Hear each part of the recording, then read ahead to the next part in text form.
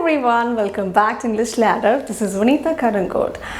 ഇന്ന് ഞാൻ ഈ സെഷൻ ചെയ്യാൻ ഒരു കാരണമുണ്ട്. എന്താണെന്നറിയോ? Yesterday I just put across a question to my friends.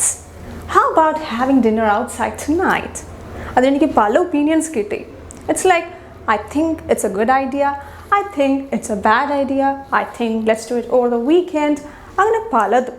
Okay, പക്ഷേ അപ്പോഴാണ് ഞാനൊന്ന് ശ്രദ്ധിച്ചത്, എല്ലാവരും ഐ തിങ്ക് എന്നാണ് യൂസ് ചെയ്യുന്നത് അല്ലേ, ഇൻക്ലൂഡിങ് മീ. ഞാനും പെട്ടെന്ന് ഒരാൾ ചോദിച്ചു കഴിഞ്ഞാൽ ഐ തിങ്ക് എന്നാണ് പറയുന്നത്. പക്ഷേ നമുക്കിത് മാറ്റി പിടിച്ചുകൂടെ? Because we have different expressions to express your opinions. So today's session is all about how to express your opinions in different ways. If you wish to know more about our online spoken English course, please contact the number given below. So let's get started with the video.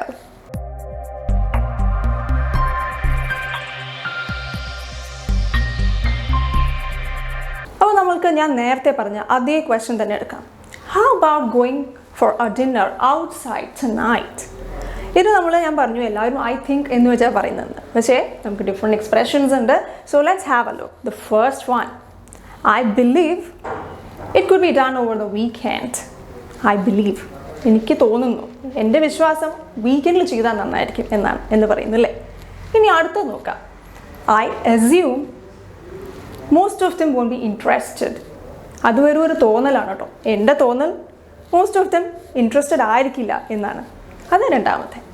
ഇനി അടുത്തത്, I feel it's A great idea. എനിക്ക് തോന്നുന്നു അത് വളരെ നല്ല idea ആണെന്ന് തോന്നുന്നു. So I feel എന്ന് പറയും. Now let's have a look at the fourth one.